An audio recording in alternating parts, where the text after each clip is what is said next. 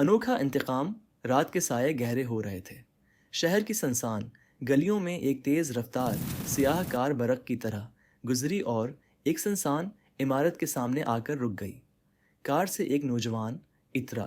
اس کی آنکھوں میں چمک تھی، مگر وہ چمک خوشی کی نہیں بلکہ ایک گہرے زخم کی تھی جو وقت کے ساتھ مزید گہرا ہو گیا تھا۔ اس کا نام ریحان تھا، اور آج وہ ایک ایسے سفر پر تھا جہاں سے واپسی ممکن نہ تھی۔ ہلمازی کا زخمہ۔ یہ سب 5 سال پہلے شروع ہوا تھا، جب ریحان ایک خوشحال گھرانے کا چشم و چراغ تھا۔ اس کا ایک چھوٹا سا مگر کامیاب کاروبار تھا۔ والدین زندہ تھے اور زندگی پرسکون گزر رہی تھی، مگر پھر ایک طوفان آیا، ایک ایسا طوفان جو اس کی ہنستی بستی دنیا کو برباد کر گیا۔ شہر کے سب سے طاقتور بزنس مین جلال خان کو ریحان کا کاروبار پسند آ گیا تھا۔ وہ چاہتا تھا کہ ریحان اپنی کمپنی اسے بیچ دے، مگر ریحان نے انکار کر دیا۔ یہ انکار جلال خان کے غرور کو ٹھیس پہنچانے کے لیے کافی تھا۔ ایک دن جب ریحان اپنے والدین کے ساتھ گاڑی میں کہیں جا رہا تھا، اچانک ایک تیز رفتار ٹرک نے ان کی گاڑی کو ٹکر مار دی۔ ریحان معجزانہ طور پر بچ گیا، مگر اس کے والدین موقع پر ہی دم توڑ گئے۔ پولیس کی تفتیش کے مطابق یہ ایک حادثہ تھا، مگر ریحان جانتا تھا کہ یہ سب جلال خان کا کیا دھرا ہے۔ مگر ریحان کا زخم کبھی نہیں بھرا۔ اس نے اپنا سب کچھ چھوڑ دیا، اپنی شناخت بدلی اور خاموشی سے جلال خان کی کمزوریوں کا مطالعہ کرنے لگا۔ اس نے جلال کے قریبی لوگوں میں جگہ بنائی اور آہستہ آہستہ اس کے رازوں سے واقف ہوتا گیا۔ جلال خان ایک طاقتور آدمی تھا، مگر اس کی سب سے بڑی کمزوری تھی اس کی بیٹی نیہا۔ نیہا کو اپنے باپ کے جرائم کا علم نہیں تھا۔ وہ ایک معصوم لڑکی تھی جو دنیا کو ایک خوبصورت نظر سے دیکھتی تھی۔ ریحان جانتا تھا کہ اگر وہ جلال خان کو توڑنا چاہتا ہے تو اسے وہی راستہ اپنانا ہوگا جو جلال نے اپنایا تھا، درد کا راستہ۔ خطرناک کھیلوم ریحان نے ایک نیا روپ اختیار کیا۔ ایک کامیاب بزنس مین کی حیثیت سے نیہا کی زندگی میں شامل ہو گیا۔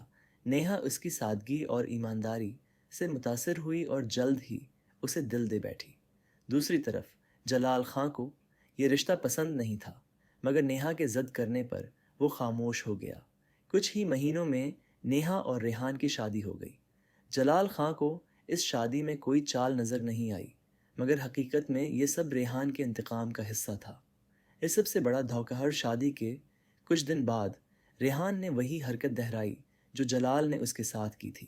ایک رات جب نیہا اپنے کمرے میں تھی، ریحان نے جلال خان کو کال کی۔ یاد ہے وہ حادثہ جس میں میرے والدین مر گئے تھے؟ ریحان کی آواز میں زہر تھا۔ جلال خان چونک گیا۔ اس کا دل تیزی سے دھڑکنے لگا۔ تم کون ہو؟ میں وہی ہوں جسے تم نے برباد کیا تھا، مگر آج میں نے تمہاری سب سے قیمتی چیز چھین لی ہے۔ اتنا کہہ کر ریحان نے فون کاٹ دیا۔ اس نے نیہا کے سامنے آ کر اپنی حقیقت بیان کی۔ نیہا کے چہرے پر پہلے حیرت، پھر صدمہ اور آخر میں آنسو آ گئے۔ تم نے مجھ سے بدلہ لینے کے لیے شادی کی؟ نیہا کی آواز لرز رہی تھی۔ ہاں۔ ریحان کی آنکھوں میں کوئی نرمی نہیں تھی۔ نیہا گھٹنوں کے بل گر پڑی۔ اسے احساس ہو گیا تھا کہ اس کے باپ نے جو بویا تھا وہی کاٹ رہا تھا۔ برداشت نہ کر سکا۔ وہ رات بیمار پڑ گیا۔ اس کا غرور، اس کی طاقت، سب کچھ ختم ہو چکا تھا۔ مگر جو ریحان نے نہیں سوچا تھا وہ نیہا کی محبت تھی۔ نیہا نے سب کچھ جاننے کے باوجود ریحان کو معاف کر دیا۔ بدلہ لے کر تمہیں سکون ملا؟ نیہا نے ایک دن پوچھا۔ ریحان نے جواب نہیں دیا۔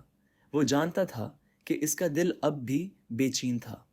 نیہا نے ایک آخری بار ریحان کو دیکھا اور پھر ہمیشہ کے لیے چلی گئی۔ ریحان نے جلال خان سے انتقام تو لے لیا تھا، مگر اس کے بدلے میں وہ اپنی محبت کھو چکا تھا۔ یہی اس کی سب سے بڑی شکست تھی، کیونکہ بعض اوقات سب سے بڑا انتقام معاف کرنا ہوتا ہے۔